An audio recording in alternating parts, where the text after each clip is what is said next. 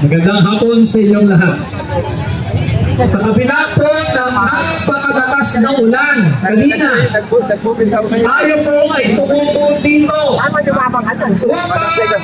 manawagan sa Senado na huwag i-dismiss ang impeachment complaint kay Sara Duterte.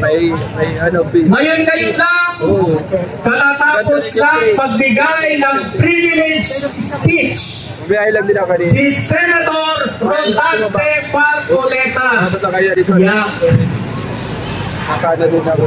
sa kanyang privilege speech, pagdating sa dulo ang panawagan ni Marcoleta, i-dismiss na ang impeachment complaint kay Sara Duterte. Yan! Sa ngayon, siya ay ini-interpellate ng mga senador. Inaasahan po natin siguro sa loob ng 1 o 2 oras, malamang magbotohan ang Senado. Pero ngayon pa lang, ipaninig na natin ang ating nagkakaisang panawagan na litisin si Sara Duterte sa loob ng 3 segundo. Tayo ay mag-ingay. 1, 2, 3!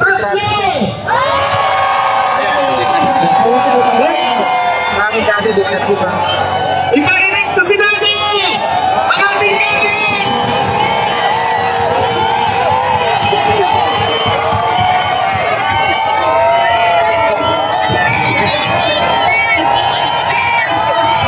Sara litising! Sara litising!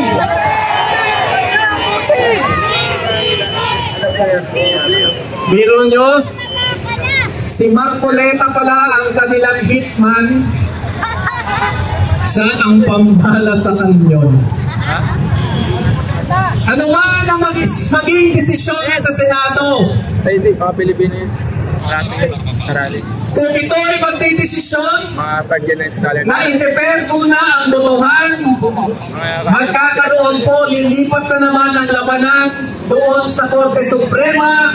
Tayo po ay nag-set ng isang malaking rally sa Korte Suprema sa August 12 sa panahon ng en-bank session ng Korte Suprema. Sasama ba kayo? August 12. Pero kung magdesisyon ng Senado na i-dismiss ang impeachment complaint, pwede mo ba bukas sa kanya-kanyang mga lugar mag-noise barrage tayo? Pwede ba? Noise barrage bukas kung i-dismiss ng Senado ang impeachment ni Duterte. Okay ba yun?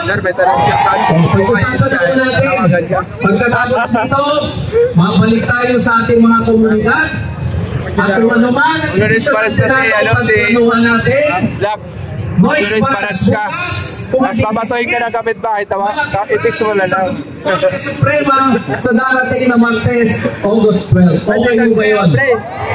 Ang guys balance ka, tapos pag awayan ka, sabihin mo sila gotos. Ngayon, malaking bagay mo itong impeachment kay Sara Duterte. Nabanggit na ng lahat ng mga speaker yung kanyang pagnanakaw. Pag nabugtog ka, sabihin mo din, libre lang to. 12.5 million pesos. Pero hindi lang yan ang laman ng impeachment complaint. Kasama sa impeachment complaint ay ang pangungultrata ni Sara Duterte ng sarili niyang hitman para patayin si President Marcos, si First Lady Liza Araneta at si Speaker Martin Romualdez. Gawain ba ng isang vice-presidente yan? Hindi natin ano to sila eh. Nagkamontrata ng hitman? Ayaw mag-edit. Walang pinagkaiba sa tatay na may sariling death squad, ang Davao Death Squad. Kasama rin sa kasalanan doon sa impeachment complaint ay ang malawakang bribery, panunuhon at korupsyon sa Department Education na bumungkog ng 50,000 a month sa kanyang mga opisyal gamit ang pondo ng bayan, gamit ang pondo ng confidential intelligence funds. Yan ba ay gawain ng isang vice-presidente? Kasama rin sa listahan yung kanyang hidden wealth na daan bilyon sa mga bank accounts sa BPI na kinumpirma na ng ombudsman. Yan ba ay gawain ng isang matinong opisyal? May marami yung kasalanan at dapat na managot itong si Sara Duterte. Pero bakit ayaw ni Bongbong Marcos? Bakit ayaw ng Senado? Bakit ayaw ng Korte Suprema?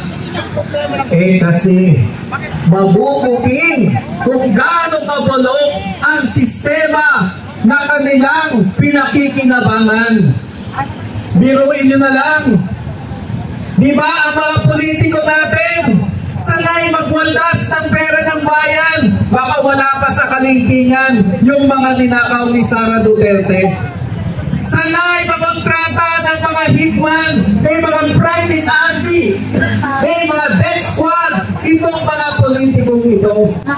Ang sanay din sila, standard na sa kanila ang nabubunbon ng pera sa kanilang mga sinusuhulang opisyal. Sa mga tweet, ang ayaw nila ay malantad ang kabulukan ng burokrata kapitalistang sistema na kanilang pinakikinabangan. Yun ang bloodbath na banta ni Sara Duterte. Na kapag natuloy ang impeachment, inalantad ni Sara Duterte ang baho nila. Yan ang ayaw ng mga senador. Yan ang ayaw ng mga ganyan. Yan ang ayaw ng Korte Suprema. Ayaw nilang bayanin ang sistema, ang bulok at corrupt na sistema dahil sila ang nakikinabang dyan. Kaya ang labang ito ay hindi simple sa pagitan ng mga Duterte at Marcos. Hindi simple sa pagitan ng Kongreso at Korte Suprema. Hindi lang usapin ito ng ambisyon ni Chis Escudero. Ang usapin dito, paano natin pananagutin ang mga corrupt at piwaling opisyal? Isa lang si Sara Duterte, kundi silang lahat. Ang usapin dito, para natin mababago ang bulok na sistema niyan. Kung simpleng pagnanakaw lang, hindi pa natin mapanagot si Sara Duterte. Kung sa kanyang pagkuha ng mga hitman, hindi natin siya mapanagot. Sa kanyang mga tagong nakaw na yaman, hindi natin siya mapanagot. Paano pa natin babaguhin ang sistema? Kaya ang dapat ito ay dapat para sa pagbabago ng bulok na sistema. Yan ang nakasalang dito. Kaya ang laban ito ay laban ng taong bayan at hindi natin aaprasan. Kung sila lang madaling magkakot sa bahan, napakadaling makikipag-usap si Bongbong kay Chis, makikipag-usap sila sa mga nasa Korte Suprema, magsasabwatan, itigil na natin ito, palusutin na natin si Sara, baka malintigan tayong lahat. Pero ang hindi nila mahawakan at hindi nila makakakutsaba ay ang mamamayang Pilipino. Dahil tayo naninindigan sa kung anong tama. Hindi tayo susuhulan. Hindi tayo masusuhulan. Hindi nila kaya tayong takutin. Kahit paglagay pa sila ng libo-libong pulis dyan, hindi tayo aatras. Hanggat hindi napapanagot ang mga tulad ni Sara Duterte, hanggat hindi nababago ang balok na sistema ng politika sa ating bansa. Hindi pa ito masyado makapal, no? Mga kasama. Marami peso na. Lalaban tayo, mga kasama. Yung may version yan na makapal po. Ito manipis lang siguro. Abangan natin Isang klase na makapal yan. ng Korte Suprema, pero hindi dito nagtatapos ang laban. Hindi sa Korte Suprema o sa Senado magtatapos ang laban. Tatapusin natin ang laban ito sa lansangan, sa kilos, mga demonstrasyon, mga alunsuran hanggang sa kanayunan. Muli isang magandang